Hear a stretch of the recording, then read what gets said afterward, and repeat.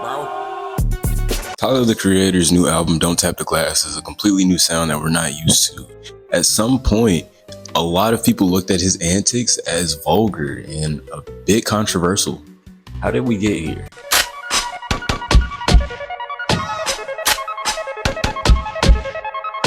In 2025 alone, Tyler has gotten 7 million digital album sales and 8 studio albums out. I feel like that's amazing. And at one point, he wasn't seen as the loved individual as he was now. I feel like that we need to do a deep dive. Let's go back to when it all started.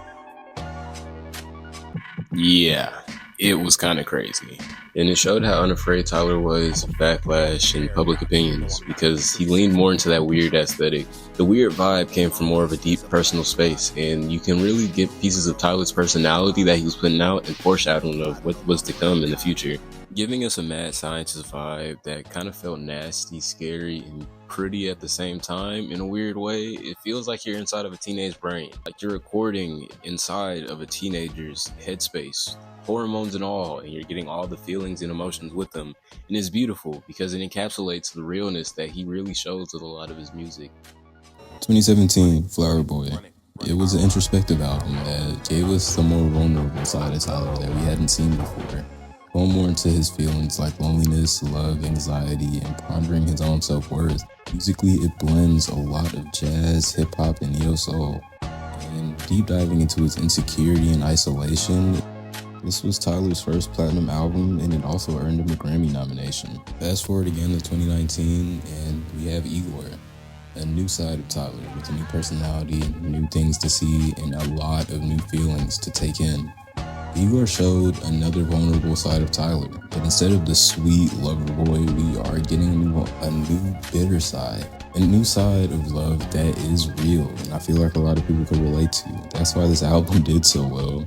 It showed the difficulty of finding love, holding on to it, and how it may affect somebody losing it, and what it may feel like you have to compete for that love. This album hit #1 on the charts with 165k units, also winning him a Grammy. We're skipping ahead again. Call Me If You Get Lost, 2021. Another #1 hit, 169k first week. He evolved from his old rebellious Odd Future days, going more into hip-hop, showing growth, and things like that.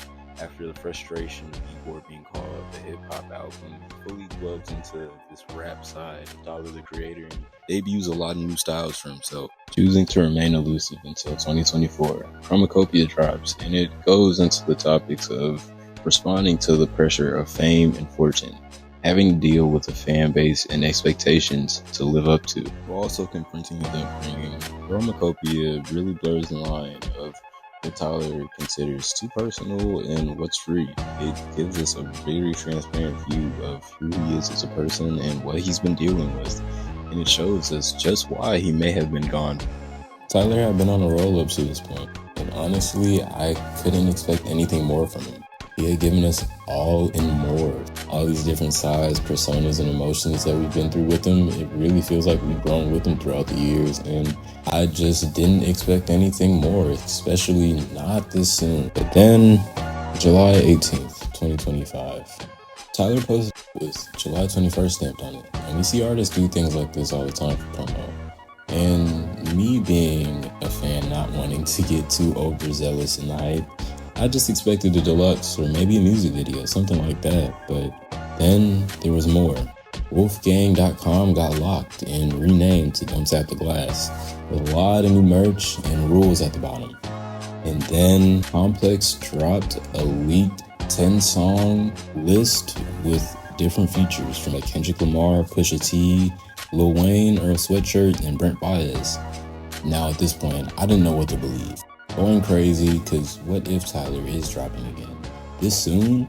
And this seems like something completely different than what to expect. Is this really a deluxe? Don't Tap the Glass is an amazing album.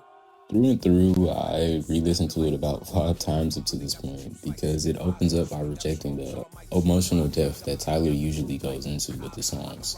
Instead, he embraces his personality, Big Poe. And I gotta say, Big Poe has to be one of my favorite Tyler personas that we've had yet. Don't Tap the Glass has rhythm, amazing mood, and it takes you away from the usual feelings that we have with Tyler albums or Tyler songs, instead embracing more of a playful, dancey type of vibe. And I think it's something that we needed. A refresher that came out of left field that no one could expect. From Odd Future's wacky and controversial antics to winning Grammys, Tyler's growth and mastery throughout the years of different genres and whatever he was out to put his foot into is one of the greatest things about him. I don't think there are any other artists that can say they have stepped in as many things as Tyler the Creator and done their own thing in such a way that everybody loved this much.